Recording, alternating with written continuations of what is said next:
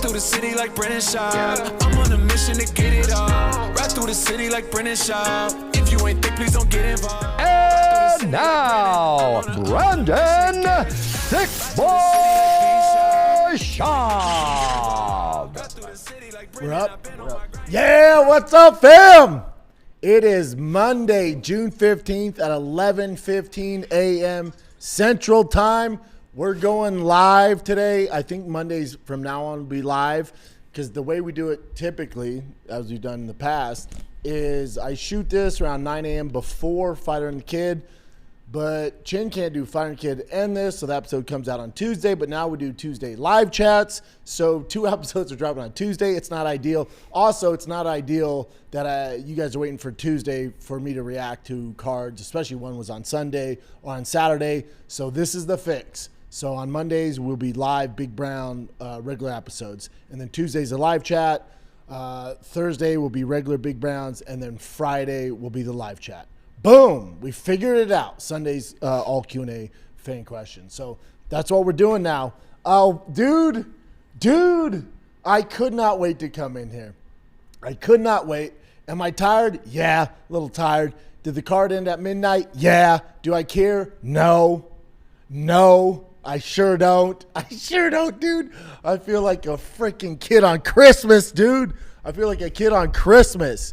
Also, my baby girl's a little sick, so she keeps crying through the night, so got extra no sleep. All good, dude. You can't rain on my parade. You can't rain on my freaking parade, baby. Where do we start? Man? Oh, my kiddo I posted this that might be the greatest Sunday of my life. I don't think it will ever be topped. My kiddo, he's on the Austin All-Star team. He had 2 games. I'm a coach on there. He had 2 games. He won both games. He cooked, had some double plays, had some dingers, had some great catches, caught some fly balls at 6. You know how big of a deal fly balls are. That's his thing. He won both games. It was hot out. But we got the schedule. We got the schedule on Thursday that said there are going to be late games on Sunday, 3:30 and 4:30. I'm like, oh, why would you give us the late games? So in between games, I went to the ump. I'm like, listen, I know we got a schedule to keep, but there are some rain, so we should start early because the UFC White House is tonight, right? We're all familiar. So she's like, no, I know. We'll try and start as early as we can. They started early. Your boy rushed home. Got delayed an hour. But it wasn't even delayed an hour. It looks like God's on our side because there was a storm on each side, but it just went around the White House. It was like this horrible storm. It was coming, and went, not today, Satan, and opened on up. I'm so happy. I'm so happy. It is hands down. This isn't exaggerating. This isn't overreacting. It's not, prisoner of the moment. That was the single greatest sporting event in human history for one night. Let's go through it. Well, the Super Bowl is a big deal, no doubt. It's the same thing every year. Different location. It's the same thing every single year. Every year. This was a once-in-a-lifetime event. Will never happen ever. Ever again. It will never happen ever again. Ever. NBA Finals are cool. Sure. Same thing every year.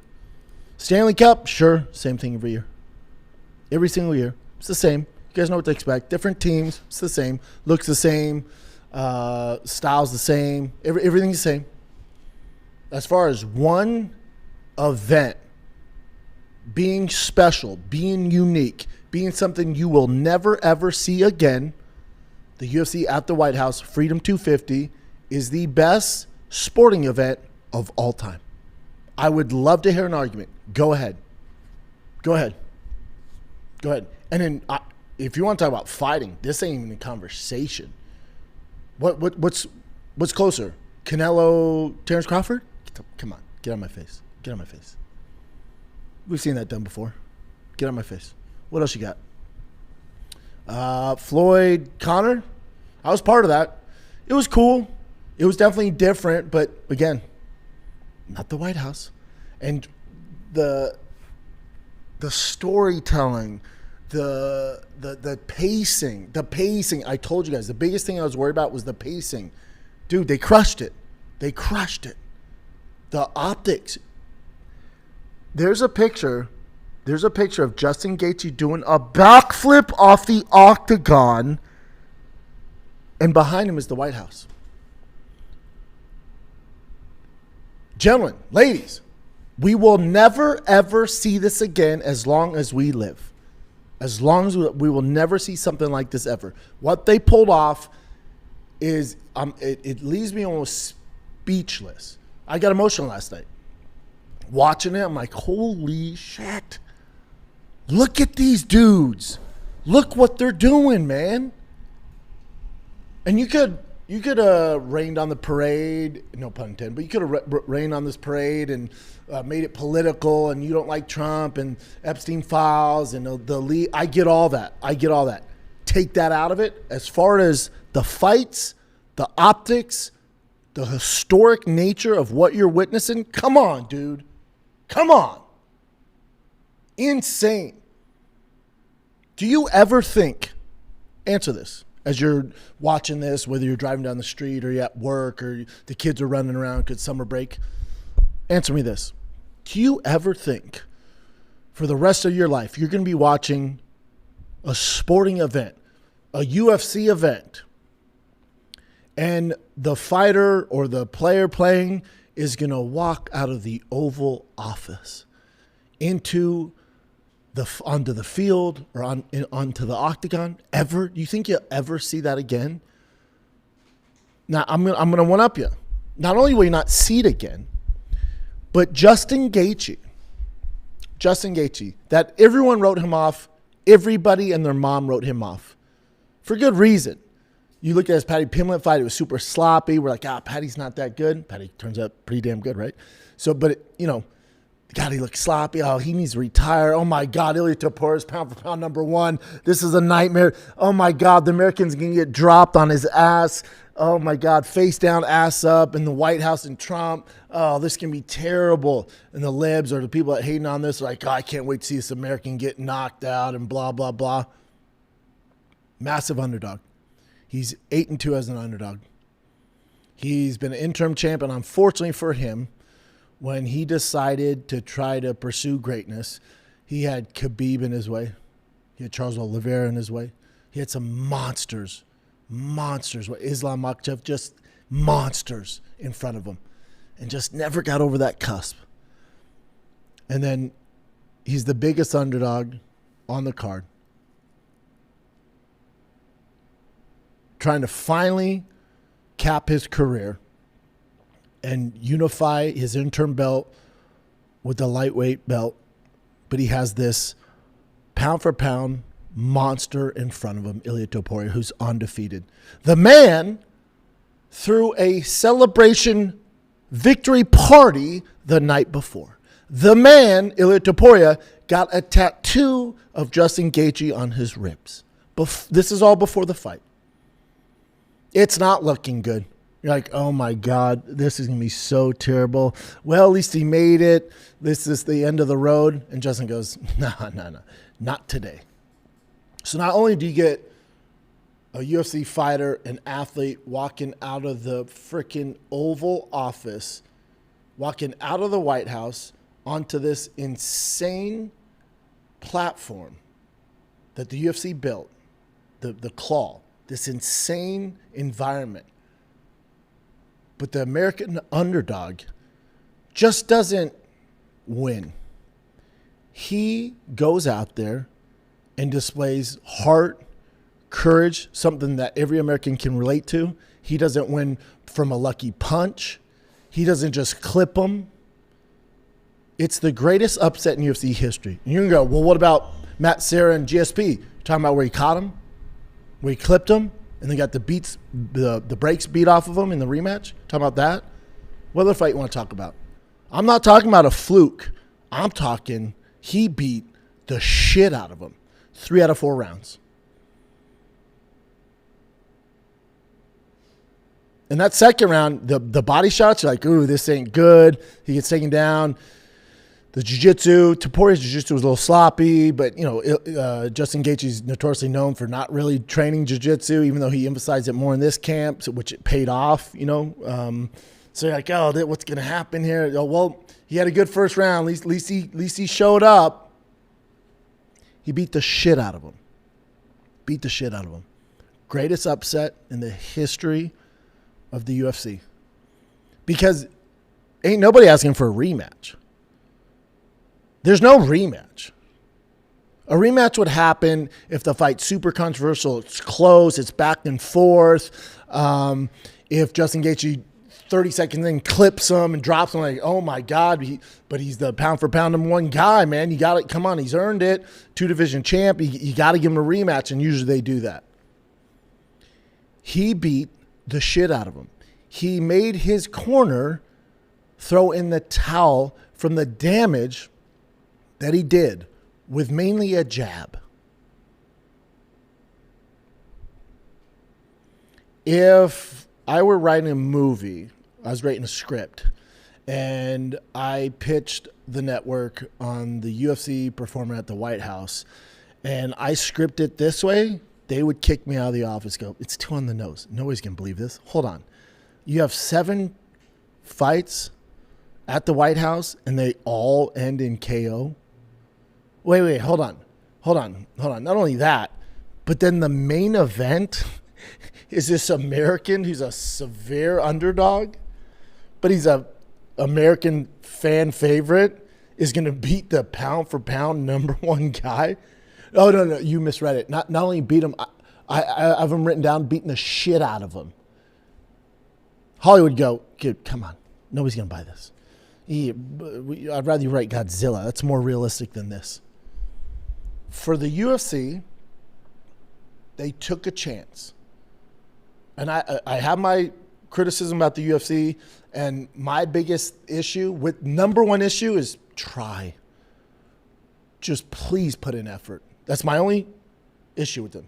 Always, if you watch this show, I'm usually hating on an Apex card, or especially when they first announced Paramount or first announced ESPN, the cards were watered down. They're watering down the product. There's not enough stars. But if you're going to do it, give me effort. Just don't coast in and give me Apex fights and bullshit, numbered cards. Come on, man. Give me effort. Give me effort, please. So I'll light them up about that. But I'll also give them their flowers when it's due. And this is that. UFC said, oh, did you say effort? Here you go. They put in all the effort. And this is what it looks like when they put in effort. It's the greatest sporting event for one night in the history of sports. Bar none, hands down. There's no argument. Not even close. Not even close. For me personally, it's for one night, it's this, not even close. As far as if it's multiple nights, it was last year's World Series with the Dodgers versus Toronto Blue Jays. That was absolutely nuts. But that's over multiple games, right? Multiple days. You're looking at week-long event, different. This, what they pulled off, and outside of the White House, we have 100,000, 80,000 people sitting there. I couldn't believe what I was witnessing. As long as I live, there will never be a better Sunday. Coaching my son's all-star team, winning 2 games, and then rushing home to watch UFC White House with them. If I die in a car crash on my way home today, I'm good, baby. This is the peak. This is as good as it's going to get for me. As a UFC loyalist, I fucking cut my wrist, Bob O'Reilly comes out. I bleed UFC. Nothing's more important than my kids. You mix baseball by day, UFC White House by night, dude, I can die a happy man.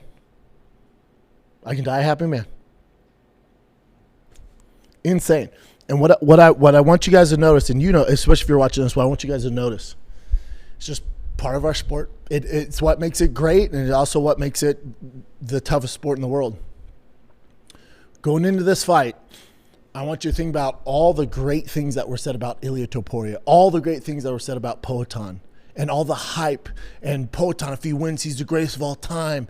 Ilia, pound for pound, #1, and he's the best mixed martial artist we've ever seen. His skill set, and, oh my God, Poatan, and he could beat John Jones, and what if he did this? And what? They both lose. Now read the headlines. Oh, Ilia was never that good. Oh my God, he should retire. That's why this is the toughest sport in the world. And that's why if you watch, I think Darren Till made this clip where I'm saying there's nothing like the peaks at the highest level in the UFC, and there's nothing like the valleys. In a matter of days, you go from pound for pound, GOAT, #1, best to ever do it, best there ever will be, to a complete piece of shit. There's no other sport on the planet that does that. It's not. Doesn't happen. Doesn't happen. It's only in our sport. Is Ilia Topuria good? Fuck, dude, yeah. Generational talent. Amazing fighter. Amazing. Now, I can give you a little pushback here. If you go to his record chin and look at this fight in hindsight going, what real lightweight has he ever beat? Name the best lightweight. Charles Oliveira, start at 145, not a true lightweight. Max Holloway, start at 145, not a true lightweight. Volkanovski, not a 155er. He's a 145er. He beat him at 145.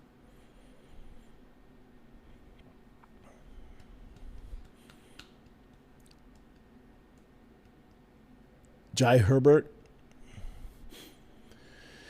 The thing is he's undersized for 155, and Justin couldn't make 145 if his life depended. It's literally impossible. Same way Ciryl Gane, which I'll mesh these two together. Same way Ciryl Gane could never make 205. Sure as hell can't make 185. Literally impossible. Justin Gaethje cannot make 145. It's literally impossible these days. Not even an option. Not even an option. He'd be better off going to 170 than 170 is more realistic than 145. Cannot make 145 in any capacity. He's a natural 155er, and he's big.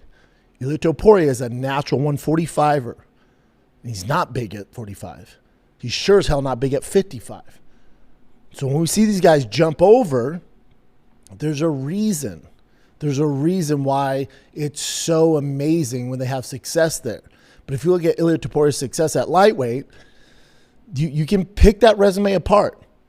You can pick it apart. Would you say he beat Volkanovski in his prime? No.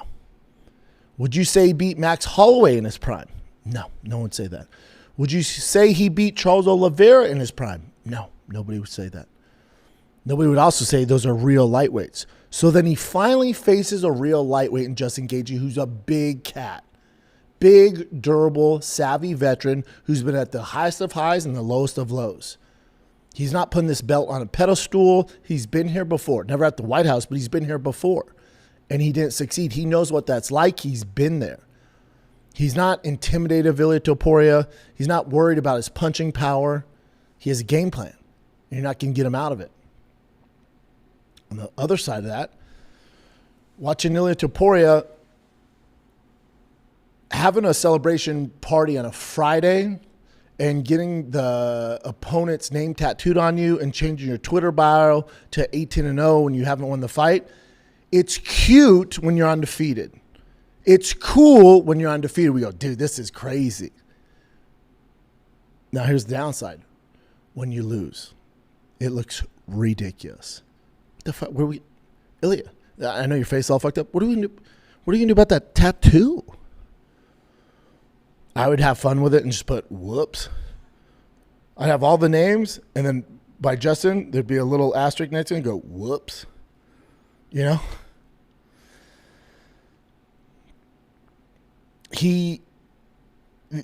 I'll give Ilia this.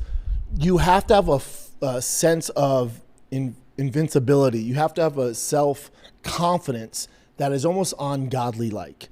So for Ilia, And the people around him, and I get it. Trust me, I fucking get it. But we've seen this happen to others where you're told you have a gift from God. You're told you have power nobody's ever seen. You're told you have a skill set nobody's ever seen. You're told you cannot lose. None of that is real. None of that is real.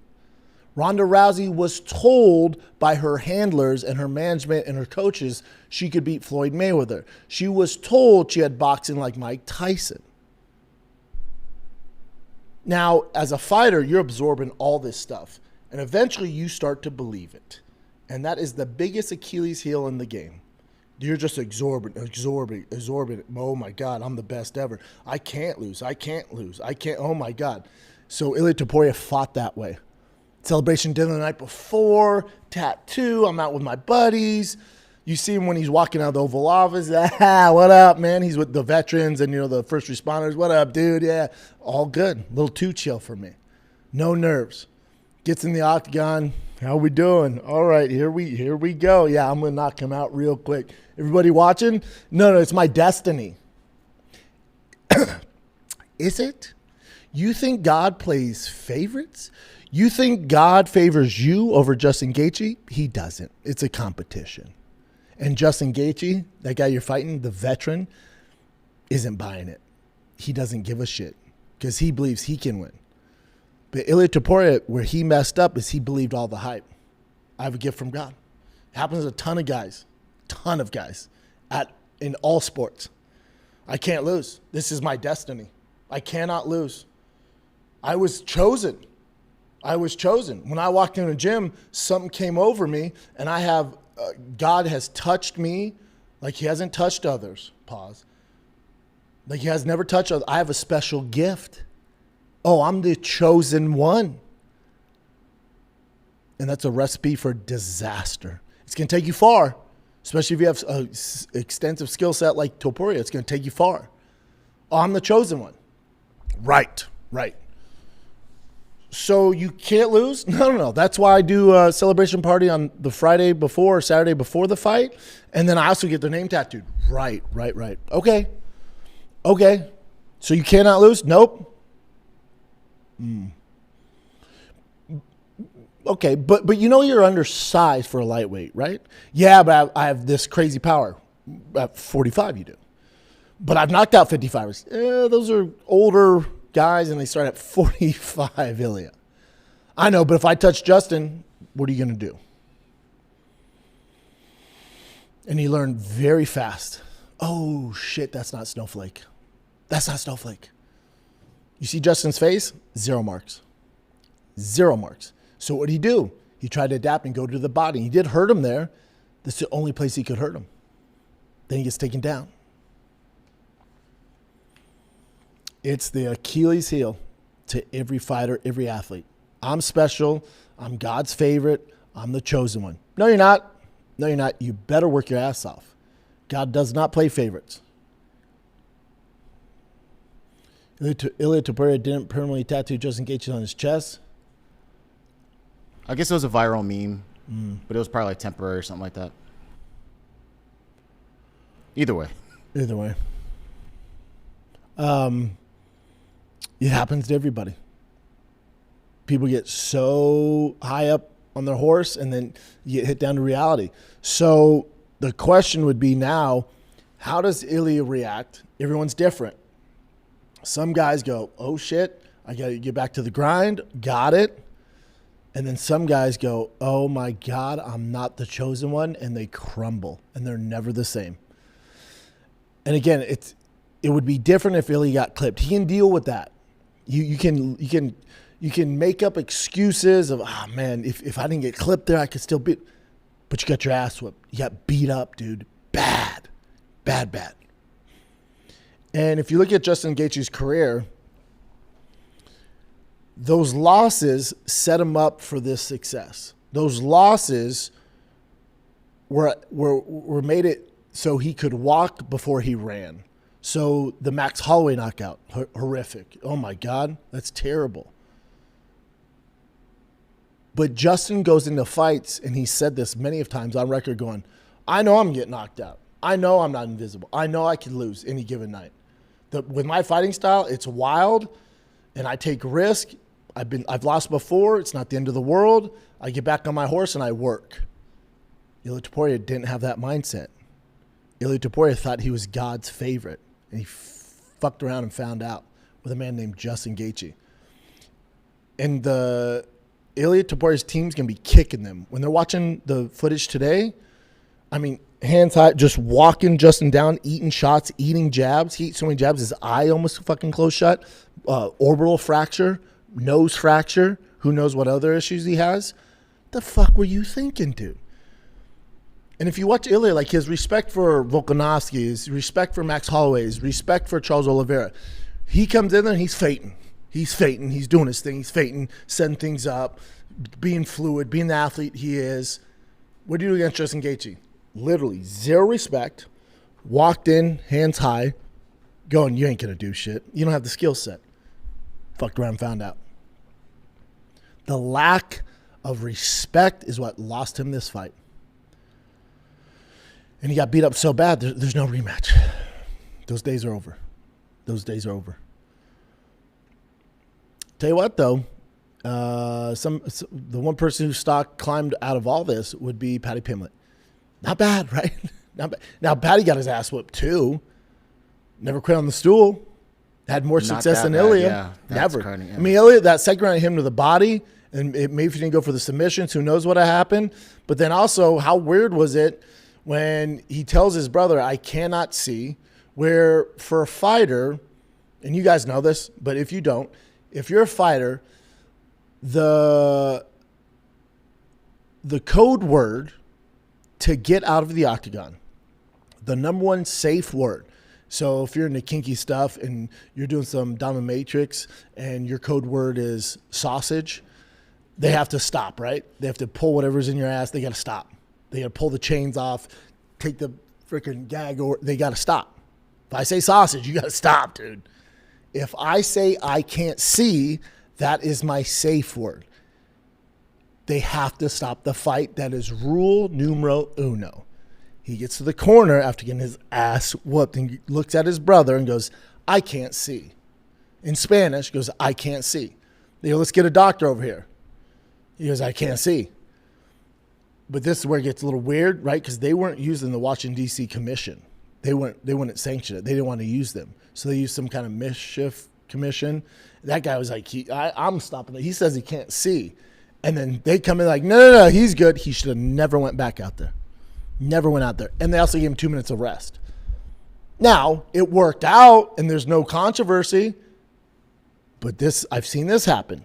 Stoolgate, where they take longer so their fighter can recover. Then they come out and they knock the guy out. And Justin's winning on the scorecard. He got 2 minute rest. So now he's more recovered and he brings a little more power back. He lands a big shot. He wins the fight. Then what happens? Now you're in a world of shit. This ruins the card. But maybe God does pick his favorites. Because that night, his favorite was the UFC. Storm, not today, Satan. Controversial knockout, not today, Satan. Not today. Not today. I get a ton of questions, right? The number one question is, what does Justin Gaethje do next? If you're Justin, what do? You retire. Where do you go from here? You're never going to beat this. You're never, ever going to top this. You've done it all. BMF champ, interim champ, just beat the number one pound for pound. There's no topping this. It's impossible. You were talking about retiring. You said, I'm going to retire if I don't get a title fight. The UFC said, all right, we'll give it to you. Usually that doesn't work like that. The UFC did it. We cannot beat this performance. We cannot beat this spectacle. Yeah. This would be the best send-off of all time of all sports. Yep. The number one thing he should do is walk away. He made probably $5 to $6 million minimum. Just in bonuses, because crypto gave him $1 million, right? And the UFC gave him 800-something million. I'm sorry, 800,000. 850,000, yeah. So that's 1.8 there. Then what the UFC paid him, a few million for the title shot. I'm assume 5 to 10 mil ballpark. You're good. All he does is golf, has his dog, has his girl. We're good. We're good. There's no topping this. Because let's say he's like, no, I'm going to stick around. And Armin, what's that do for your legacy? What's that do for your legacy? Armin's big on streaming right now. Can Justin beat Armin? Absolutely. Absolutely. But what's it do for you? And then you're going to go do it at T-Mobile Arena? Okay. Just another night in the office? It's not special. This is it, bud. This best thing you can do is walk away, dude. Walk away. Why? Why not? If money's not an issue, which I don't think it is, money for what? Stick around for what? Armin's never won anything in the UFC. No belts, no BMF top, nothing. He's just the number one contender. Doesn't do much. You've beat better, more famous guys, more credentialed guys. What's it do for you? Now, I'll play devil's advocate here. Let's say in this funky world we live in mixed martial arts, Conor McGregor knocks out Max Holloway. If you're Justin Gaethje, I say I retire, like this week. I'm done. Nothing can get me back. Conor wins. Conor calls out Justin. December card, Conor, Justin. That'd be the one thing that would make me come. That'd be the only thing I would come back for. Not Armin, not a fucking rematch against Ilia. None of that bullshit. None of that. Get out of here. Announce my retirement. Have Conor, have the UFC beg me to come back. Do it in December, make a boatload of money, and then I'm done. It's a favorable matchup for me. Good chance he can win that fight. Or you fight at T-Mobile Arena, fight Armin. What's it do for you? I would just say no, unless Conor wins. That's a big if. But I would say I'm retired and then get them to throw the bags at you. It's the only move. Fighting Armin is not the move. And I love Armin. But unfortunately, Armin's the odd man out here. Justin has to do what's best for him, not what's best for the UFC and Armin. What's best for Justin? Walking away, having Conor and them beg you to fight him in December. Title on the line, massive payday, favorable matchup. Anything less than that, we stay retired. You do your golfing, you do your backflips on your lawn, and you fucking chill, dude. That's how this should go. Anybody telling you different, whether it's your coaches, who Trevor Whitman I love, I start with, any of them, your manager, Ali, any of them. If any of them are telling you different, they just want money. They're not out for your best interest. Justin, listen to me. Be smart here. We retire. You play golf. You drink your cold ones. You do your backflips on your fucking lawn. You have a great life with your wife. If Conor wins, have them beg you to come back. You do it for a boatload of money. It's a favorable matchup. You're probably not going to get hurt. Do that. Win that one. Now we're really done. Anything less, people are just using you as a circus elephant and taking fucking 10%, butt. Whether it's Ali, Trevor, anybody else in your fucking corner, anybody else on your team, anybody telling you less is not your friend. This is a fact, Justin. It's Conor or bust. It's retire Conor. That's the only option. Anybody telling you different, Bubba, is not your friend and just want their 10%. This is a fact. So I forgot Matt there. I had to kick it off with that. I had to kick it. I had to. I know usually you're supposed to say, I had to. I freaking had to, man. Let's talk about Ciryl Gane and Alex Pereira. You know, when this fight was announced, shout out to Summer Moon, favorite coffee. When this fight was announced, out of all the matchups, probably the toughest matchup for Poatan at heavyweight. Tough fight. The reason why the odds were so close, and rightfully so, is because we didn't know what Poatan would look like at heavyweight. We have an idea, but nobody really knows. There's a lot of red flags. There's a lot of question marks, him going into the fight.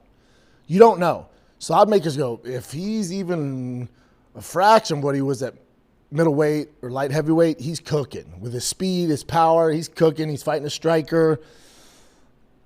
If any of that translates to heavyweight, he's going to be a tough problem to solve. So they don't know. And the odds showed that. What did we learn? There's a reason nobody has ever gone from 85 to heavyweight and become champion. There's a reason for it. It's a different ecosystem. It's different. Guys are big. Guys hit hard. If you're an 85er, you're not knocking out a heavyweight. You're not. So you know how there's this whole thing when people are like, oh, I bet a guy at 170 could fuck up a real bad UFC heavyweight. No. You're talking about a different ecosystem. Poatan has godly-like power at 85 and 205. At heavyweight, just run of the mill. Heavyweight's a different animal, dude. And we found this out. The other issue is the number one red flag to me was him coming at 253. Him being heavier than Ciryl Gane is not good. If you're a Poatan fan, it's not good.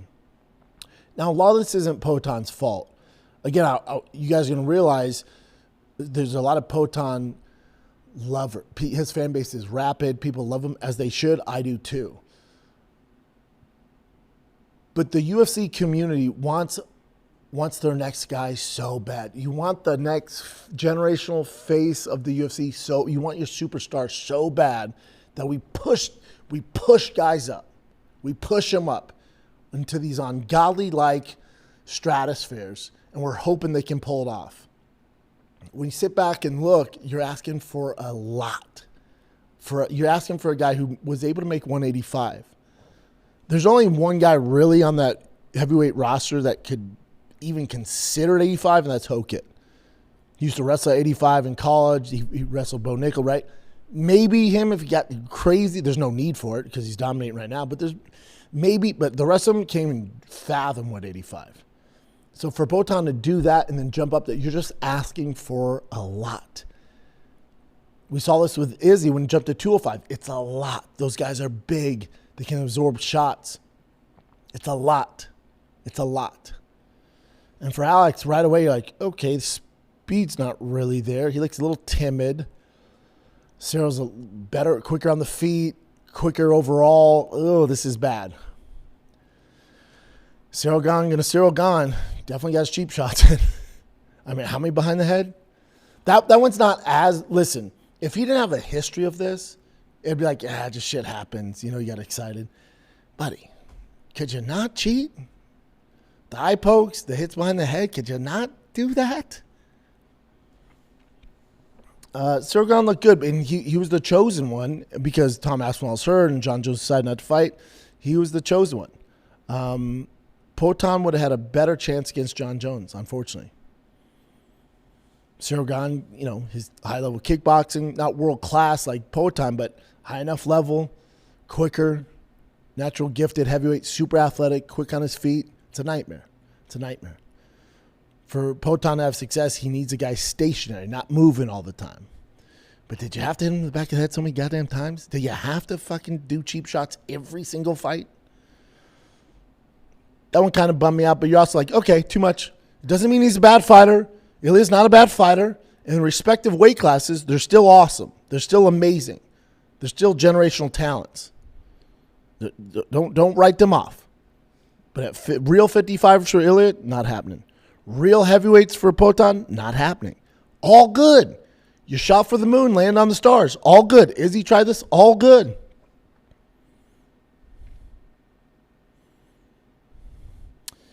Yeah, so during the finishing sequence of his heavyweight fight against Alex Pereira at UFC Freedom 250, Ciryl Gane landed approximately 6 to 10 strikes to the back of the head. Not Estimates official, range from 6 to over a dozen. Yeah. He just has that one's not as bad as the eye pokes. It's not good, though. And then for Ciryl Gane, that heavyweight division's kind of a shit show. It's in turmoil because your actual true heavyweight champ, Tom Aspinall, is coming off eye surgery. Hope he comes back this year. But then that's not my worry. My biggest worry is his relations with Eddie Hearn. Eddie Hearn's using Tom as a pawn to get what he wants in boxing. And just so you guys know, my only criticism of the entire broadcast was when Tyson Fury came out. I thought the fight was starting. His back's to it's all dark. It was, I don't know what song they're playing, like Linkin Park or some shit like that. I'm like, what the fuck is this? And Tyson Fury just walks out. I'm like, what is this? There's no setup. There's no announcement. Yeah. That was awkward. The camera staying on Trump and Dana at the start was a little awkward. You're like, all right, no announcement or nothing. The Tyson Fury, it's so random. It's random for us in the know. Like, we know there's supposed to be an announcement of Dana working with Tyson in the Joshua fight. We know. But, like, my mother-in-law following, like, what the hell why is he there? I'm like, well, they're going to do an announcement. So then he comes down. It's super awkward. And John Anik's like, so what do you have for us? He's like, not much. Right. But we flew you to the White House because remember why we flew you here? This ticket is $1.5 million, sir. So we flew you here, right? Because Dana said we were going to wait for an announcement. You said you're going to make the announcement. He's like, right, I don't have anything. I'll do a warm-up fight. We'll see. We'll see with Joshua. And you can see John Anik's like, what the fuck? Right. No, yeah. So the warm-up fight. But then we'll get to Joshua. He's like, maybe. You never know. Like, okay. But so you're here for one reason only, to not make Dana look like a jackass, like a liar, because he said he's been working the Tyson-Joshua fight. So do you have any announcement? Are you and Dana working together? He goes, I'm going to let Dana do the speaking. You're like, we flew you from England to D.C. for that? Fuck. What the fuck was that? I don't know about that. We'll leave that up to him. It's like, right. Why do you think you're here? Figure it out, dude. And I love Tyson Fury, but it's like, you came on the broadcast and gave us nothing. We thought it was going to be some special announcement. It was awkward in the first place. If you would have came out and went, what up, everybody? Great to be here. So thank you for having me. The reason I'm here is Dana will be promoting me against Anthony Joshua December 15th. The date is set. It's in Wembley. That's what they're supposed to go down. Do you guys know that's why he was there? That announcement was supposed to happen somewhere along the way. Maybe a call from the Saudi, from whatever, where they're like, you're not going to say shit. We're still figuring this out. And he's like, what? But I'm here. Like, we don't give a shit. Anik was like, right, thank you for nothing. Go to your seat. God, dog, what was that? Sugar Sean O'Malley, Zahabi. I love me some Faraz. That game plan. What was that? The fuck was that? What was that? What we're going to do for 3 rounds, just inside leg kick. We're just going to like sprint, leg kick, and get out. But they're going to be like real hard kicks that are going to compromise his movement. No, more like slaps. But we're going to score. You worked on that for how many weeks? And then Rogan and DC being like, Sugar's going to have to answer for those leg kicks. Anyone that's five is going, not those. You're seeing some redness. He landed like 30 of them, and they were barely red. Those aren't shit. And even Sugar, when they're like, you seem to be compromised with leg kick, he goes, not really. No, they weren't doing much. No, he's he's literally kind of tapping and running off. And then finally, someone must tell him, buddy, you got to go here. You got to fight. You can't just leg kick and run around. They're not doing much, and he's kind of walking you down. You got to do something. He goes, I'm going to open up. Gadoosh! Fight over. So that's why he was running around on his bike leg kicking, because if you engage, you're going to get fucking smoked. He got smoked. As should be. You come out the Canadian anthem at the White House, you got to get smoked. You're going to get smoked from the red, white, and pink. We talking about Sugar. Sugar Peter Yan, take my money. What about Marab? Give it to Sugar. Give it to Sugar. Josh Hokett, Derrick Lewis. I love me some Hokett. Listen, His shtick isn't for everyone. It's so cringy where you almost have to watch it. My only pushback on this entire card was leading into it. It was nothing about the fighters. Ilia and Justin did their best to create some drama. Obviously, Potan Ciryl Gane added nothing. Sugar added nothing. Chandler, Hoofy added nothing. Nickal, Diego. There's no animosity, so there's no build up to it. So UFC's like, just make it about the White House. So Hokit did his damnedest to make headlines. And he did that. And if you watch the views, for the most part, his are the most watched because it's different. Even though we hate it, it's like hate watching. And he's aware of that, but it gets people talking about him in the narrative, and he just keeps surging to the top of the rankings and keeps winning. Against Derrick Lewis, easiest night in the office for him. I was glad to see his takedowns, and I also liked what he was doing, not applying pressure, but kind of hovering over the guy, landing shots. I liked all that. His armbar was atrocious. So bad. You got to put to the side, bud, or you got to extend your hips. All good. You got it done regardless. When he gets on the mic and he showed his true colors, I want more of that. Now, he's going, but I'm probably going to fight for a title, man, because I keep doing this shtick. I get it. We're all familiar with it now. You can stop the shtick now, but who am I to say, He doubled down on it when he was like, we all know Michelle Obama's a man. That was freaking wild, dude. Rogan took the mic. They knew they weren't supposed to do that, and even Dana was like, I don't like any of that stuff. Hokit did that for this exact reason. That will be what the libs, CNN, the people who hate on this event, that's going to be the one thing they're going to be able to take. Hokit doesn't care about your take if it's negative, if you're calling UFC savages and transphobe. He doesn't care about any of that. He just wants you talking about him. That's why he did that.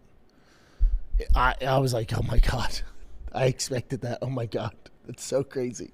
I was like, that adds. As soon as he won, I looked at my mother-in-law, father-in-law, and wife, and I went, get ready. He's going to say some wild shit. But when he got on there, it was like showing his true colors. I'm like, that's the Hokit I fucking love.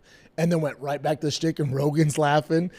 But as soon as he's like, Michelle Obama's a man, Rogan's like, dude, what the fuck? But he was laughing. How could he's doing that because he knows he's on the White House platform, and that's going to get picked up by all the networks. That's going to be the narrative for most of them. All the networks. Oh, he's some dumb meathead, transphobe and anti-this. No, he actually has a college degree. Very smart dude. He's playing the game. Do I agree with it? I don't really have an opinion on it. It's working for him. So he keeps winning. But my whole point about Josh Hokit is the heavyweight division's in shambles right now. And Tom Aspinall's fight is not with his eyes. His fight was with Eddie Hearn and Dana White, and he's being used as a pawn. So Tom Aspinall's not going to fight by the end of this year. So what else should you do? You do Hokit versus Ciryl Gane. That's what you're going to get for the interim belt. Or they're going to strip Tom Aspinall soon. That's how this ends for Tom. I thought it was a good thing they signed with Eddie Hearn. It turns out it's a horrible thing. They're using him as a pawn. And what happens, the UFC's going to go, okay, bud, are you going to fight in December? Well, no, I can figure out money. Cool. Go talk over there while the adults talk. Oh, wait. Don't leave yet. Give us that belt. Ciryl, Hokit, you're up. That's how this goes. I'd be willing to bet. It never works out for anybody. Tom's going to be screwed.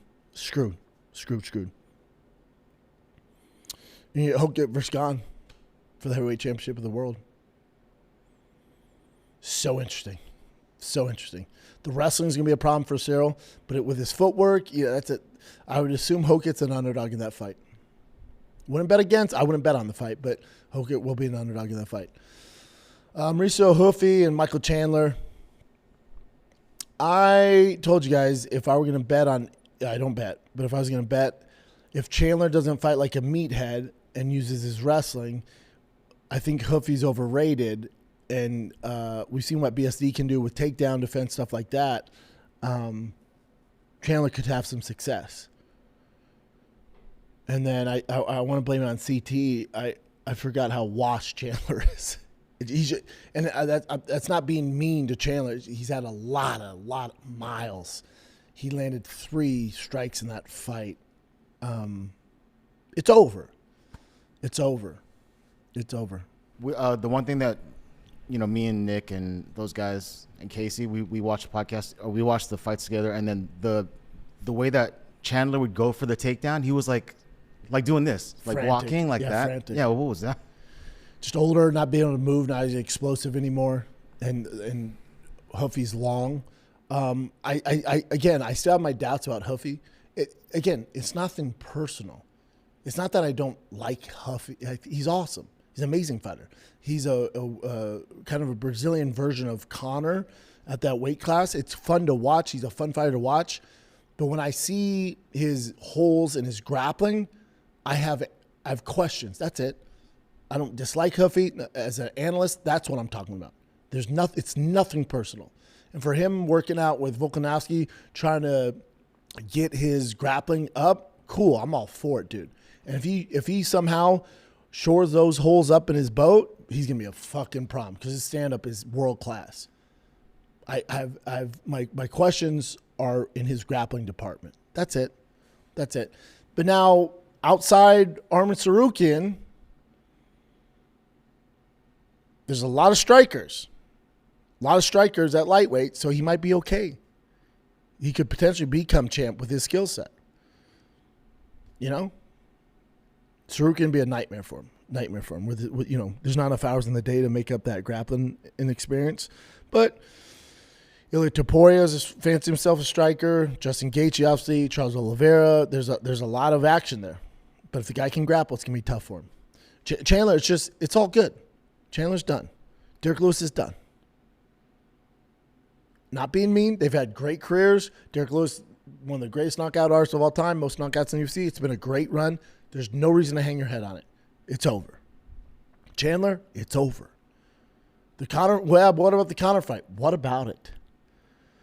I guess you could do it if you wanted a favorable matchup for Conor. If Conor were to get starched by Max and you have to give him one, I would assume that's why Chandler didn't retire. Because I thought he was going to retire. Still But he's like, holding on. I'm going to get that Mystic Mac fight. You're like, yeah, I guess. It could. Depending how Conor looks. Bo Nickal, Kalidakis, that you're going to watch that and be like, whoa, Bo was such a big favorite and that's exactly how it should go. Bo wasn't supposed to piece him up like that. No. You give the guy credit where it's due. Bo's looking pretty fucking good. And a lot of people go, oh, I DMs, you can be mad if Bo strikes. And no, you're confusing this. I'm not mad if Bo uses his wrestling to set up the striking. I get upset at Bo when he just strikes and doesn't incorporate wrestling. That drives me absolutely bananas. You're the best wrestler in the UFC besides Gable Stevenson. Now, take him out of it. You're the best wrestler, period, outside Gable.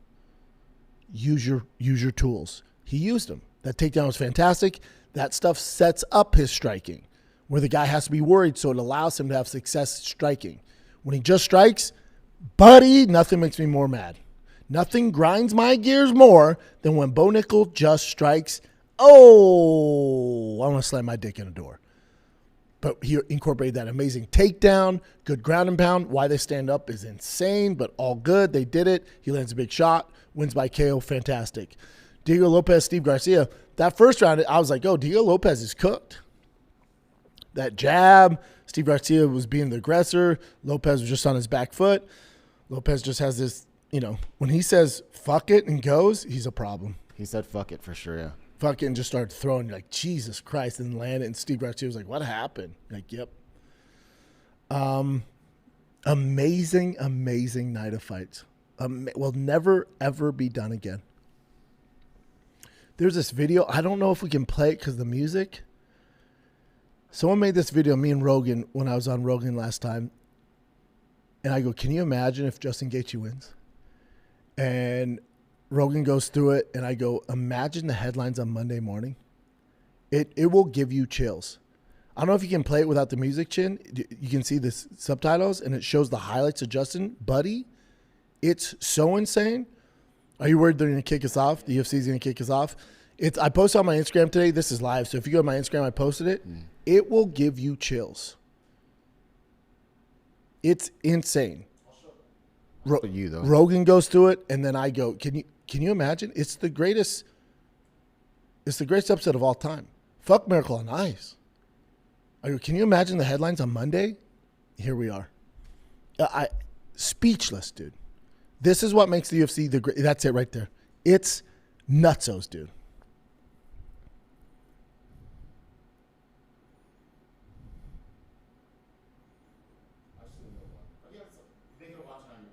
Yeah, you can watch it. God, this guy's about as fun as a bag of dicks.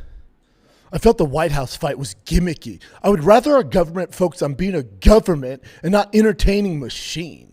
I think that 80K regular people deserve to be ringside more than the elite class. That said, it is what it is. And for someone that watched get so close and not quite make it at the end of his career to get headline in front of the world on the unique event, massive underdog, the U.S. fighter, and defeat someone who is an undefeated dog was just wild. Dude, you're looking too much into it. I hear you. I get it. I'm with you. I think it should be all troops. That was the thing, though, right? It was kind of because you have the elite, the rich people there that were mainly, let's say, the bottom bowl 2000 are like these weird elites who aren't familiar with MMA. It was kind of quiet, but you could hear the dogs, the troops, the grunts in the back going crazy. Sure, to your point, if you just put some of those people in, those 80,000 in there, it'd been such a vibe. That's my only critique. But who am I to critique this card? That'd be my only critique. How the guy made up for it. Let me go back to that guy. I'm sorry, man. I thought you were criticizing this. It's a cold kiss. You actually redeemed yourself. Oh, man, this guy's on board. This guy's awesome now. This is the greatest moment in sports history. Previously, for me, held by the White Sox. Oh, the Red Sox come back to beat the Yankees to go on to win the World Series. Such an amazing moment. I don't have words. Oh, this guy's cool. Yeah, I get what you're saying, dude.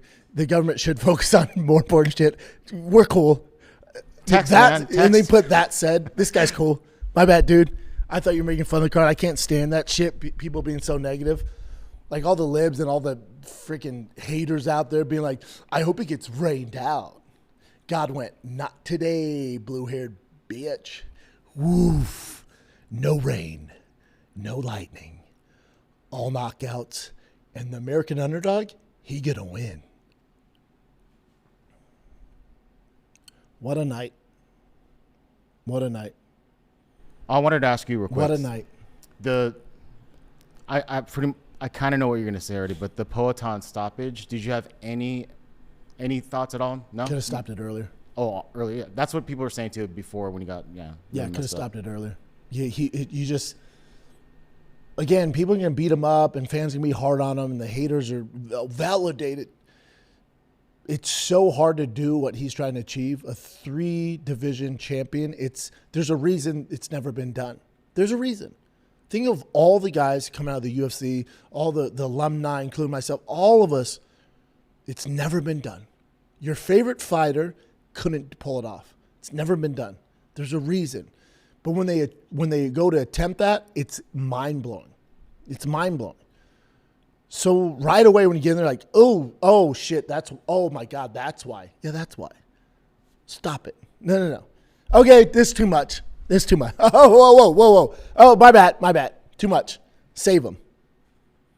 He's not a bad fighter. He's not overrated. He's not overhyped. It's too much. We tried. All good. Yeah, the weight class thing is it's no all joke, good, man. dude. There's weight class for a reason. Yeah, it's no joke. It's fucking crazy. There's not another heavyweight on the roster that can make 185. What he was attempting is insane. But this should be your takeaway. Not that Poatan failed. Not that he went for something and failed. Your takeaway should be, God damn, the balls on Poatan to risk it all. The balls on this unique fighter who could have stayed and fought at 85 and 205, but wanted to achieve something that's never been done. God, that should inspire you. Even though he didn't achieve it, whatever you're thinking about doing, fucking do it. What if I fail? Who gives a fuck? Greatness is that, man. You cannot be scared to fail.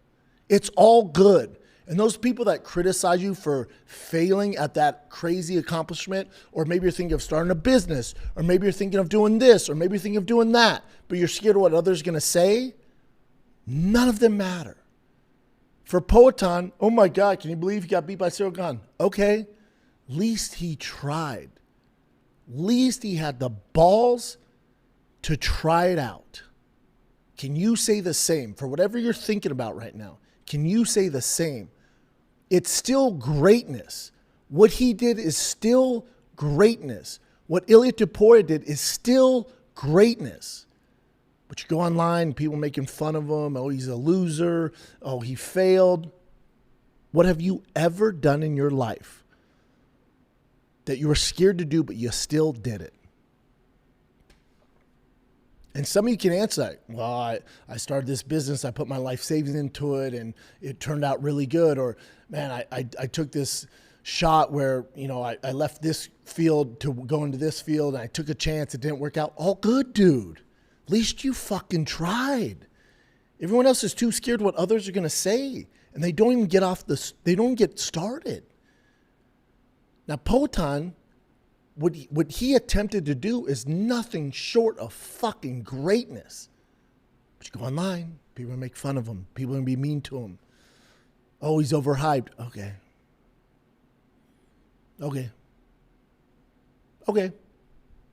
You can't be scared to fail. That's why Justin Gaethje is where he's at right now. Think if Justin Gaethje was like most of the people on the internet. After he gets knocked out by Max Holloway, oh, dude, you're cooked. Face down, oh, my God. Best knockout ever. What a loser. Justin goes, okay. And what's he do? Look at him now. But if he did what 99% of the world does, he goes, oh, you guys were right. I'm going to stop here. No. That's why these guys are different. That's why a lot of you who are successful are different. It's okay to fail.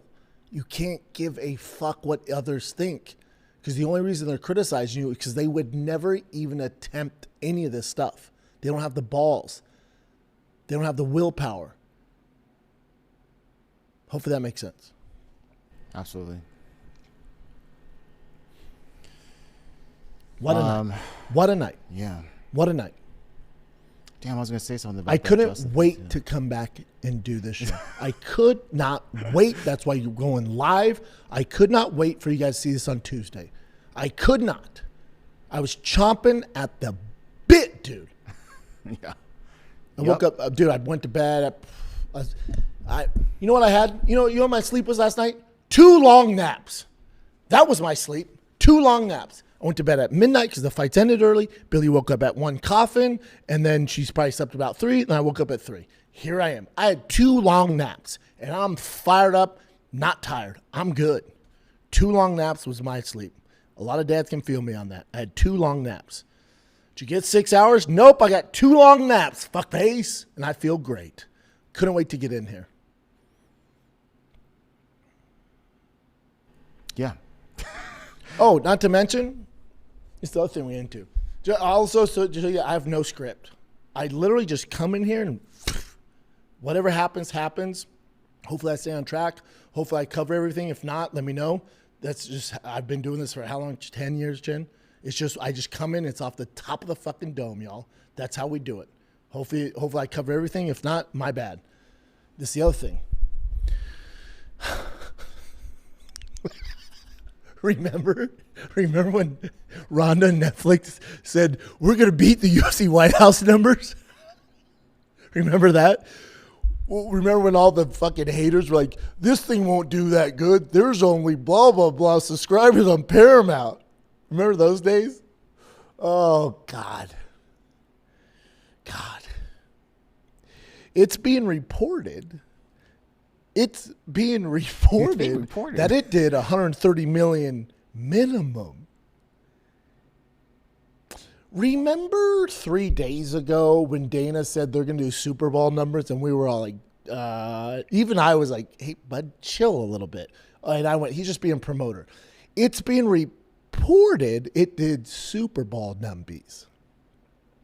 Yeah. Over 130 million worldwide. And that number keep going. Now, I'll say this. I usually don't believe any of these numbers. I just don't. I don't believe the Floyd Mayweather, Conor numbers. I don't believe the Logan Paul, Jake Paul number. I don't believe any of it. But in this makeshift world or this bullshit world we live in, even reported these high numbers, even if it's a fraction of that, this is still the most watched fight, mixed martial arts fight ever. So people are going to say the most watched fight ever. Just so we know, if you know history, Muhammad Ali, the Thrill in Manila, did over 1 billion. So no one's going to touch that. It was also a different time. There's like 4 channels. But yeah, Thrill in Manila did over 1 billion worldwide. Forget all that, right? We're in a different time now. As far as the current timing in mixed martial arts and even boxing, nothing will touch UFC White House. 17 million on YouTube, or I'm sorry, 17 million on Netflix for the Netflix card is cute. Cute. Yeah, of course it did. Of course it did. Insane. I'm sure you're going to bring it up, Chin. Did you see, I'm sure we found out more. So I sent to you guys. So Daniel Cormier, I don't know if his tweet was real or it was a tweet or Instagram, but he said that Eric Trump DM'd him. And all this is fake. Did you know that? Yeah. They said it was, there's a bunch to it, but apparently it was fake, but his account was actually hacked. So it did come from, as far as we know, it did come from his account, but it was taken off like pretty fast. And they did promote some sort of gambling site or something. So it does make sense that it was hacked, you know? Yeah. Yeah, him and Eric Trump talking. Say what you want about the Trumps and Eric Trump. I'm not the sharpest tool in the shed either, but there's no way Eric Trump has gone this far in life being this dumb. Like my spidey senses, I'm like, what? He doesn't know him at all. And you're hitting up DC, be like, yeah, who's injured? What? It was so obvious. Yeah. Like if you're gonna cheat, you at least got to start the convo a little better. But it worked for what it is. But did DC really post that, and then took it down? From everything we know so far, it did come from his account. It literally did come from his account. So the only way it can come from his account is he did it or someone hacked it. So DC is obviously not going to do this and then freaking post about it. It's so obvious. Hey, man, anything you can tell me about the fighters tomorrow? Who you got? DC's like, I like to stay unbiased, but I like to watch Bo Nickal fight. Right. You place any bets? No, actually, I'm not allowed to bet on any of the cards or anything, dumbass. Right, cool. Hey, man, any of the fighters injured that you know of? Not really quite sure what you're asking me, but I think they're all in good shape, ready to go, man. Listen, bro, I'll cut to the chase here. Are any of the fights tomorrow rigged? I've been eyeing the Lopes fight, and I think the upset wouldn't be too unrealistic. Money sign. The money signs are so hilarious, too. That's how you know it was fake. Yeah, and then Daniel posted this later. But so he didn't. He didn't what? But my thing is, so DC says, are people really this dumb? Yeah. Meaning like. To believe it. But didn't he post it? No, yeah, but even if it came from his account, he's saying like, can people be this dumb to think he would actually post something like this to his account? Like if this came from you even, I'd be like, why the hell would you post that on your Twitter feed?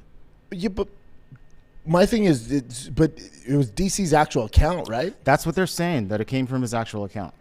That's where it's like. So that's what I think all it's fake, but I'm saying what gives it any validation is like, wait, that's from DC's official account? Yeah. So and he's like, are people really this dumb? No, we're not that dumb. Quick question though, is that your real account? Yeah, it is. Right. I'm not dumb, but then how did it get posted? Yeah. My question would be, are you really this dumb to screenshot that and post it? If you really posted that. So we're not dumb. You're dumb if you posted those screenshots. We're not the dummies here.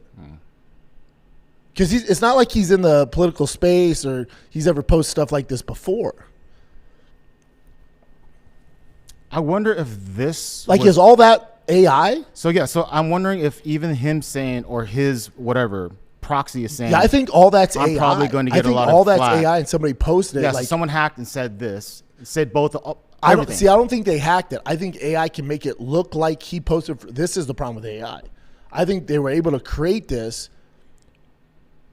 post it, but it's not from his account. It's a fake account. Screenshot it and say, "Look, it looks like it came from his account." No, but people, from what I've been seeing, it's actually from his account though. That's the thing where it gets like very. I don't think it is. I think it's fake. I think it's fake. Let me see. I think all of it's AI.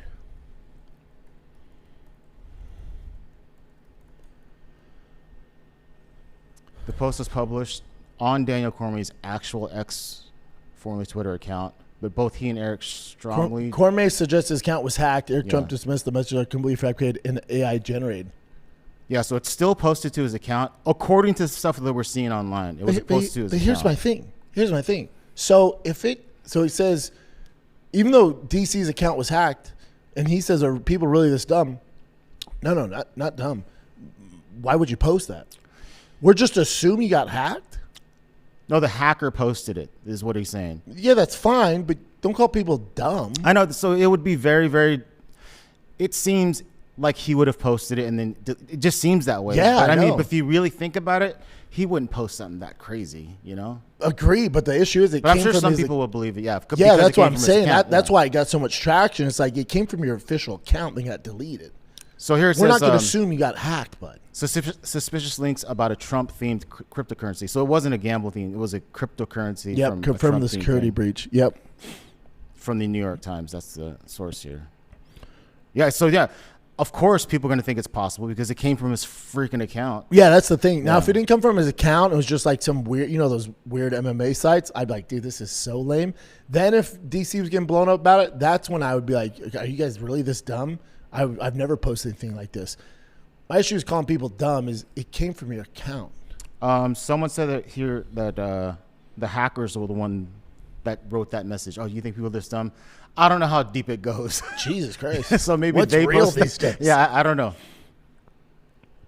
But that was that was pretty crazy. It looked very real, but it was also kind of weird too. So Yeah, right away I was like, this is all bullshit. yeah. I don't know how what's his name, Eric Trump? Mm-hmm. I don't know how Eric Trump did on his SATs or ACTs, but there's no way you're that dumb being the president's son. Meaning there's no way you DM a guy you don't know who's Of a commentator for the course. UFC and ask for betting picks. Listen, I'm a dumbass. I'm not that. I've done some dumb shit. That one would take the cake. Yeah, that was pretty wild. What else you got, bud? Yeah. So we got a little progressive going on here. Do we have any more current events? Yeah, if you want You to want me? some All right, other ones. let's knock out progressive. Yeah. We'll do it live. F it. We'll do it live. This is part of the live. We just got one read for you This guys. is our first day. What'd you say? I said this is our It's our first first day. day. Holla. Listen, insurance isn't one size fits all, and shopping for it shouldn't feel like squeezing into something that just doesn't fit. That's why drivers have enjoyed Progressive Name Your Price tool for years. With a Name Your Price tool, you tell them what you want to pay, and they show you options that fit your budget. Enough hunting for discounts, trying to calculate rates, tinkering with coverages. Maybe you're picking out your very first policy, or maybe you're just looking for something that works better for you and your family. Either way, they make it simple to see your options. No guesswork, no surprises. Ready to see how easy and fun shopping for car insurance can be? Visit Progressive.com and give the Name Your Price tool a try. Take the stress out of shopping and find coverage that fits your life on your terms. Progressive Casualty Insurance Company affiliates, price and coverage match limited by state law. Progressive. Let's get back to the program. Usually we got to edit that. We're doing it live, though. Doing it live. It's very rare I mess up, though. A knock on wood. I usually don't mess up. Yeah. So just for the fans, we're not going to put stuff on air because we're still freaking out just in case it'll get shut down. But Brendan will still talk about some of the current events that are going on. So I'll explain them to you if you're watching this. Most of you guys know these headlines, and if you're listening to it, nothing will change. Oh yeah. So what about Sean Strickland actually, like you said he probably would, but he shouldn't, crashing the event at the White House?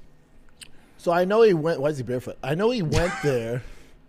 That's a great pick. I know he went there, and so what exactly happened? He actually went through the crowd and jumped. There's like a ring, some sort of a ring there. Yeah, they had an octagon, like a whole, almost like UFC Expo vibe outside. But there was an actual, like a boxing style ring. I'll play the video for you, but you can see him here getting pulled out by the police, but then you'll see him and put into a paddy wagon. And he's just talking here about... This just builds his profile, what he's doing. Yeah. You know what's great? Here, that's him inside the ring. Boom, before he got kicked out. Why'd they kick him out? Because he's not supposed to be there. No one's actually supposed to be in there. Oh, okay. Yeah. But then, of course, the fans loved it. Oh, of course. This makes him a fan favorite. Those guys are freaking out. Yeah. And he's just filming everything. Yeah, he's the man. This is the best thing he could have done. Yep. You know what's cool is there wasn't... I talked to Rogan the day of the event, and I was like, how is it weird? He's like, dude, this might be the safest place in the world right now. I would He's like, imagine, there's yeah. so much security. Yeah. It's so cool. Nothing happened. Thank God. Everything was not even perfect. It went beyond what we could have ever imagined. Beyond. Yeah, everything. Dude, when they told me there was a delay, I had like this pit in my stomach, like, oh no. Imagine we got delayed 3 hours. Yeah, And it could have happened. Rearrange, reshuffle the event, put it somewhere. Oh, could have been a nightmare. Thank God. Yep. And during the weekend as well, there was that RAF with Dylan Dennis and Hamzat Chimaev. Yeah, so we're watching Hamzat versus Dylan Dennis. It says ends in a wild brawl. Now, ends in a brawl because, I tell you what, Dylan's a better grappler than I thought. Yeah, he survived he's quite a bit. doing his thing. Because he gets taken down and then he gets a guillotine here. Does he tap Hamzat? See, he gets him on the ground. guillotine right there. Okay, that's a guillotine right there. And then, but Hamzat's trying to put his shoulders down, right, in wrestling, like. Yeah, but he's. I think he taps. And I think right there it's over, and then this is where it starts it off. Well, cause he's like, dude, he's applying a freaking choke. Yeah. Then he pushes him, and then boom, kicks Dylan. And look at these dudes ready to go. Yep. Dude, I feel so bad for Dylan. He always gets jumped. You feel bad for Dylan? No, because he always gets jumped. Yeah, but dude, what do you think is gonna happen? My thing is it's tough to have Dylan part of things. Yeah. And I like Dylan Dennis, but it's tough to have him part of events because he talks so much smack. And he's always doing shit like this. It depends what you want. Yeah. But see, even here, there's a bunch of people just like always sucker punching him. He's like turning around, someone sucker punches him constantly. I tell you what, Dylan has a hell of a chin. I always see him getting clocked from the side and nothing bothers him. Guys are straight up scrapping. It depends what you want. Now, this says 209,000 likes.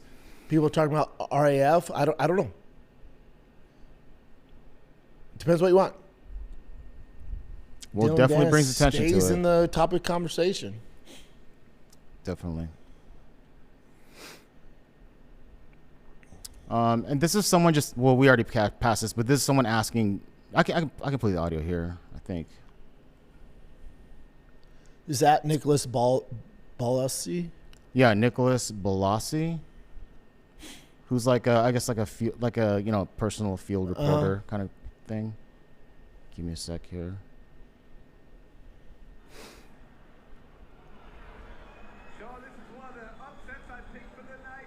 Oh, that's from a different thing. But anyways, this is so Daniel's like, yeah, why would you think I did it? That's so stupid for fans to think that I actually did it, that kind of stuff.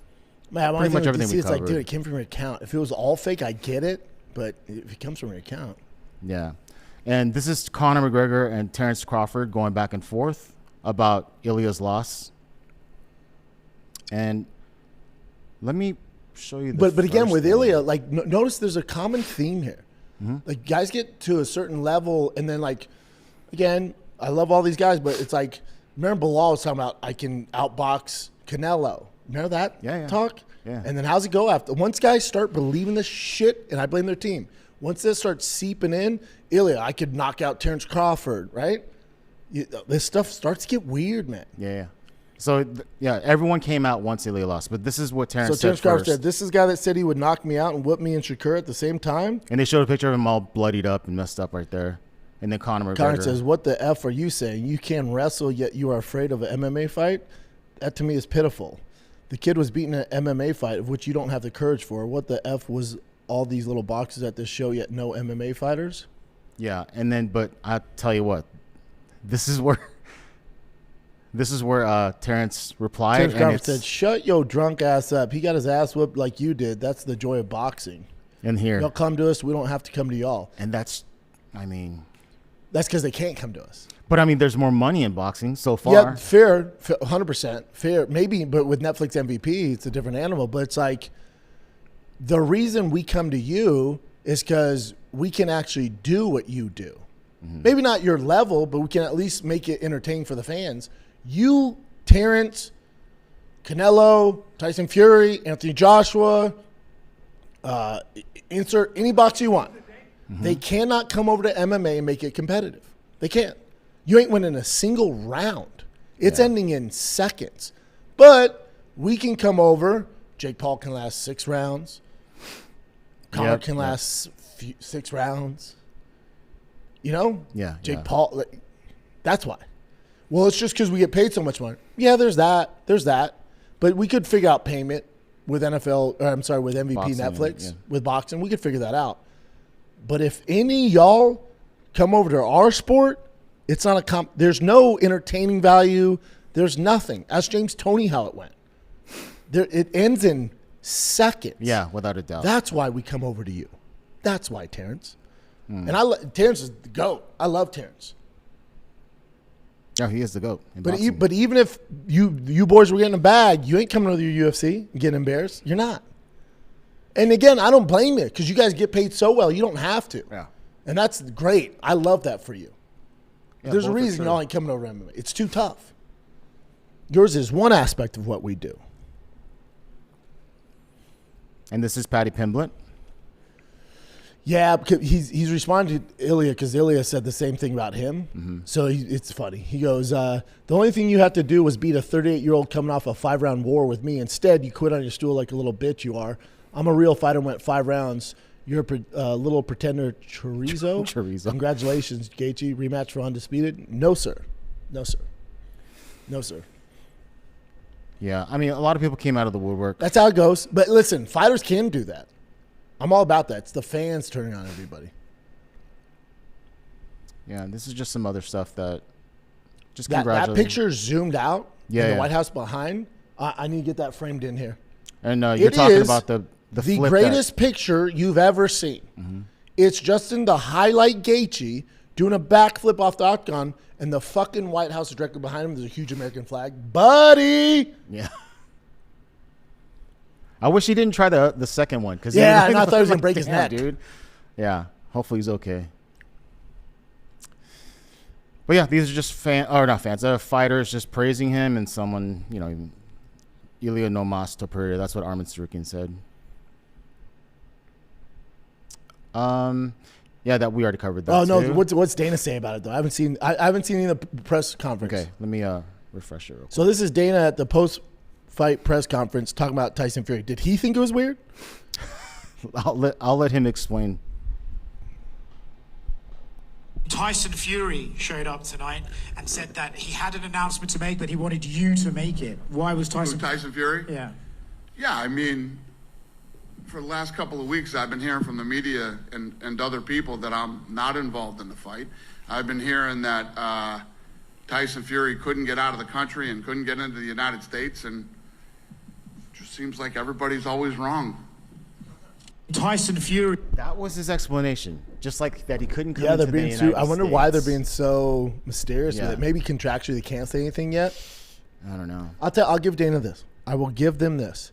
He said this will be the greatest UFC card ever, and we gave him so much shit, including me, so much shit. Well, you told us it was going to be the greatest card ever put together, and he was right. I mean, dude, above and beyond. He was right. That was, dude, that was such an incredible freaking event. Listen, I'll give them shit when it's required, but you got to give them their due. He was right. Yeah. Best card I've ever seen. And so you remember Armin Sarukian supposedly bet on Justin Gaethje?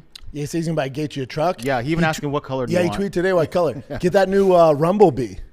Is it a Dodge or a Ram? Oh, yeah, it's a Ram. Yeah, it just came out. It's their SRT Rumblebee. Dude, this thing's filthy. Justin probably wants like a Power Wagon or something, which are dope. Mm-hmm. Tell me you want the new AEV 2500. Twinsies. So yeah, he bet $1 million and then won 5. And then I can set Justin up with Diesel R. We'll get you delete that EGR. We'll get it fully deleted, tuned, bigger turbo, straight pipe. Holler. Let me know, Justin. I think Justin even said too, like during the press conference, he's like, I already have enough trucks or whatever. No, he goes, my truck has 6,000 miles. I need a new one. He did say that Dude, too. get an AEV 2500 Cummins. I'll set you up with Diesel R. We'll have Diesel Works do all the work in Fort Worth. You'll have the most badass AEV Cummins on the market. Yeah, and this is this is just a fast forwarded like by 4 times. This is Tommy Fury versus Eddie Hall. Dude, how big is Eddie Hall? He's gigantic. Eddie Hall looked pretty good. I thought it was going to be like atrocious, like sloppy. Mm-hmm. Eddie Hall, I mean, cardio wasn't terrible for being that big. Like I was impressed. Yeah.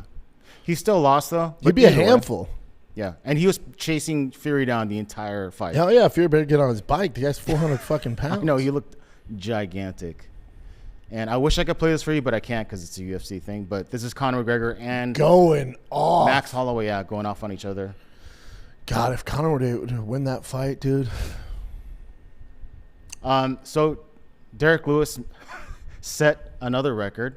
So he has the most knockouts. Oh, interesting. Yeah. And now he has the most knockout losses. So not most knockout wins, most knockout losses in the UFC. He has the most knockouts, and he's been knocked out the most. Yeah. That's never good. But he's still a legend. I love Derrick Lewis. And that's the thing, too. Yeah, I agree with this guy, Antonio Greer _24. I said the same exact thing. He goes, when I heard the lady say, Megan O'Leary said he was in the best shape of his life, I knew he was going to lose. Every fighter in history that said that got their ass whooped. Really? This is a fact. Anytime they're like, he trained for that. He actually didn't miss a day of training camp. He's in the best shape of his life. We go, he's going to lose. Every time. Interesting. Yeah, every time. Well, we already talked about this when he said Michelle Obama's a man. That was crazy. This is John Jones just reacting. Very simple little thing on his Instagram, but just kind of like. And he's wearing a goat chain. Yo, I didn't. You didn't notice? No, I didn't notice. He's wearing a goat chain. Yeah. John's the goat. Yeah. Think how bad John beat Ciryl Gane. Yep. And then, of course, Donald Trump, they just caught him again sleeping at the event. Like, they catch him sleeping everywhere, apparently. Yeah, he's older, long night. He's working hard. And he got on a plane from there to fly to the G5 event. Did you see Dana was looking at the thing around his neck with Trump? Hogan gave him to him, and he's looking at the camera going, and Trump hits his hand. He goes, no. No, what was around his neck? He gave him like some card or something. Hogan, after he won, he put it around Trump's neck. Oh, okay. So Trump and Dana are sitting there like this, and Dana's like, look at it. And then Trump realizes on camera and slaps Dana's hand. Oh, He's shit. like, no. He's like, big dog. I wonder. Big dog. Yeah, that's pretty much all the Is stuff that it, I can brother? really show you. We have You got some fan questions? some fan questions here. The one thing about doing live, I can't take piss breaks. I got to pee I know. so bad, man. I drink so many fluids. There's not before I too see many you fan guys. questions here. We'll do more. We'll do a bunch tomorrow. Oh, we'll do a bunch. Yeah, Tomorrow's the live chat. actual Tomorrow at 11 a.m. Central Time. Come on to join the Big Brown Breakdown Club. Subscribe. Join the Brownies. It's a grand old time. I'll answer all your questions. Most of these questions are about Justin Gaethje, what he should do. So I've kind of recapped that, but let's see what we got. This is Peter _G Miguel. Oops. I have no idea what these are going to be. I never feel bad for any fighters, but it was hard watching Ilia get his face bashed in like that. That was an incredible fight, and he took it like a champ, but the belt is staying in America. I'm excited for the post-fight episode. Oh, thanks, brother. It's tough to watch his face like that and his brothers in his corner. It's tough. I agree. It's tough to see their face get bashed in like that. My only thing, I'm with you. I feel bad, but I'm also like, what the fuck were you thinking? What was your game plan? Just the lack of respect. You fuck around and find out. Mm-hmm. So a lot of that's on him. Walking forward into jabs and shit. What are you doing, dude? Michael Logan. We'll just stick with that. Michael Logan. His name's so tough. Yeah. Why aren't the Sunday fan questions and lives posted on Patreon? Yeah, we haven't been posting on Patreon because we were going to start a Patreon page, and I wanted to make it just for Patreon alone. But if they want the fan questions on Patreon, No, we can do that. we keep them on here. Okay. Yeah. Yeah, it's because that's for fighting the kid only. So And they're also all ad-free so far, so it's the same thing. yeah, we do ad free on purpose. So Big Brown Breakdowns, its own separate thing. Whoa. Niley Pony. What are your thoughts on giving Ilia that extra minute? They didn't even listen to the doc's call anyhow. It was weird. I've never seen that take that long. Been a fan since 2009. Super weird. There's like Stoolgate. The reason why we don't really care is because Justin still won. Now, if Ilia would have got that extra minute rest, right, and shout on the ref for stopping him from drinking and doing shit like that, if he would have got that 2 minute rest and went out there and then knocked him out like Stoolgate, like Yoel Romero, Tim Kennedy, we're in a whole today's show is completely different. But it worked out. God's on our side. The real winner won. Justin won. So it's all good. But that was weird. It's also, remember, they didn't use the Washington, D.C. Commission. They wouldn't sanction this thing because it's on at the White House lawn, so they don't want to be part of it. So they had to bring a different commission. So it's a little weird. Oh. This is Christian. Fan question, should Justin retire after the win over Ilia? If not, who would his next opponent be, and would there be a better ending to his career than this win? Nope. It's only downhill from here. It'd be like racing, if you're a drag racer, with nitrous, and then you win at the pinnacle, the best race ever, and then they're like, can you do one more but no nitrous? You're like, what? That would suck. Like, I know, but you're still racing. You're like, no, I'm not doing that. Justin should retire. And then if Conor wins, have them throw you a bag to fight Conor because you can win that fight. Other than that, stop. Anybody who tells you different, not your friend. Yeah. Joseph 9884_. Knowing that the UFC heavyweight division is lacking contenders, do you have Hokit jump in the line and say he's one fight away from the title shot? Great performance, but it was against Lewis, who was older and descending. Yeah, I don't think he has to jump any line. He beat Curtis Blades convincingly. He beat Derrick Lewis. Tom Aspinall's out. They're not going to give it to Sergey Pavlovich. They're not going to give it to some of these other cats. So I bet they do him versus Ciryl Gane. Because the issues with Tom Aspinall, like I described before, with Eddie Hearn, I bet they strip him and he fights for the legit belt. That's what I would do. Okay. Python Pinto. What if he has a python? Justin's condition and training, I believe, the ideal way to go about it. Do you believe strength and condition plays a big factor in the deep waters? As a strength and condition coach, I'm huge on it, but done right, not Sammy C. I don't know who Sammy C is. I think he might be the one Oh, that... Calvia? Yeah. Yeah, Sam Calavio. Yeah, listen, Sammy's not the issue. I know what you're saying. It plays a big factor in Justin's condition and training.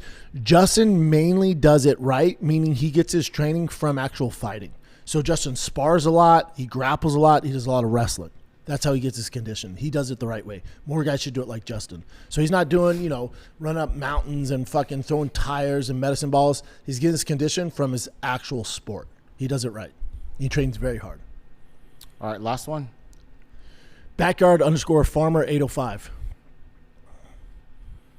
Why don't more people use the jab? It's worked for centuries. Justin used it perfectly. I just wish he used it a little more wrestling so he doesn't take so much damage. He barely took any damage though, bro, besides the body shots. But it was awesome. Have a great day. Thank you for your question, brother. Why don't people use the jab?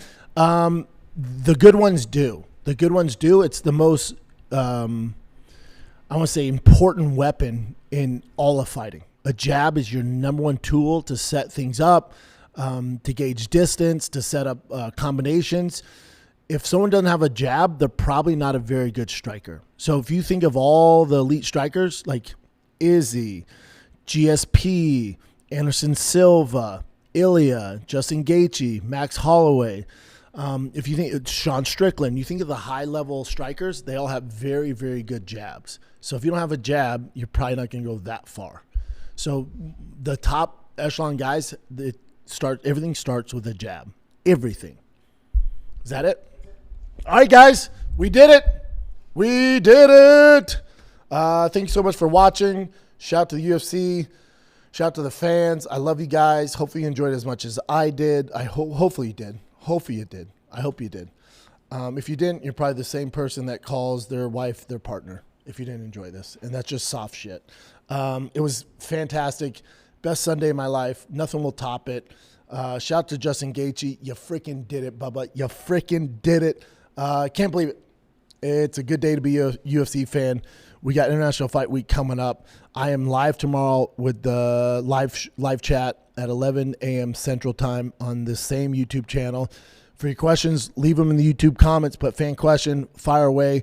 But for the members, you and I are talking tomorrow at 11 a.m. Central Time on this exact channel. I love you guys. See you tomorrow. Hopefully you enjoyed the recap. UFC Freedom, baby. We did it. I'm Big Brown. I'm out.